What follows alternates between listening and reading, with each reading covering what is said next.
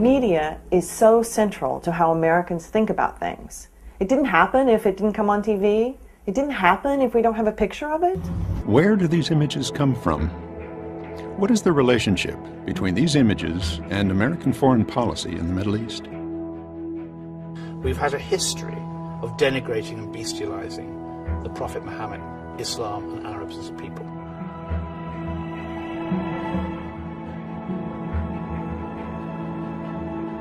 The new moral geography represented the Middle East as a world of dangerous religious fanaticism. You're in my country now. You're my wife.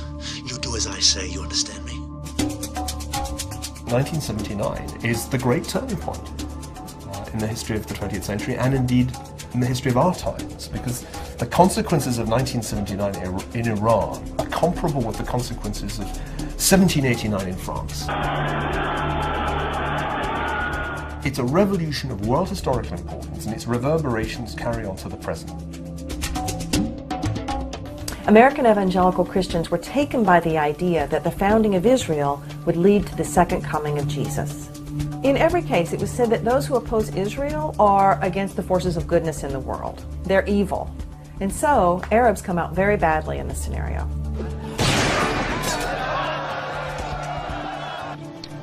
No, I just wanted you to know that I'm a Jew. This is my country. The anger at the United States for its policies in the Middle East, for the utter failure to resolve the Israeli-Palestinian conflict, led to an increasing sense of hostility toward the United States. Bin Laden entered the tent and put his Kalashnikov down beside him in his white robes. Welcome, Mr. Robert, to this place. It's good to see you again, blah, blah, blah. His last words were to me, I pray to God, Mr. Robert, that he permits us to turn America into a shadow of itself.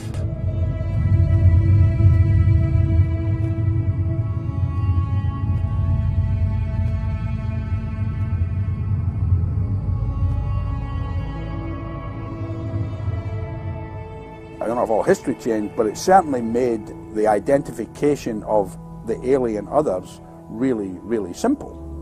Because we got a really spectacular terrorist event, and we got a very, very rapid dramatis personae cast list, and lo and behold, they were all them guys. So, don't you think that they're the guys we should be frightened of? Now, this is a conversation that you and I ought to have, but let's not take the time of our resource people. May we go to the next question, please? Thank you very much. Because the answer would have been that our relationship with Israel is one of the main reasons that we have a terrorist problem. And the Israel lobby does not want that message to get out to the American people, because it would then force Washington to change its policies towards Israel.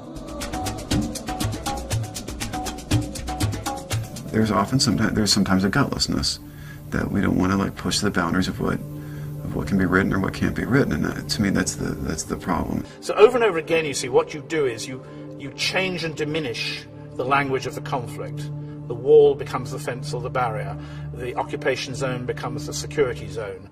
The occupied territories becomes disputed territories. Settlements become neighborhoods. And so we make the Middle East unintelligible for people who don't live there or visit there.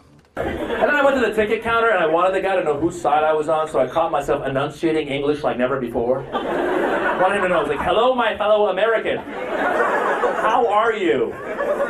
Yes, I'm here to board the aeroplane. Carry-ons? Just this American flag, that's all I'm carrying on.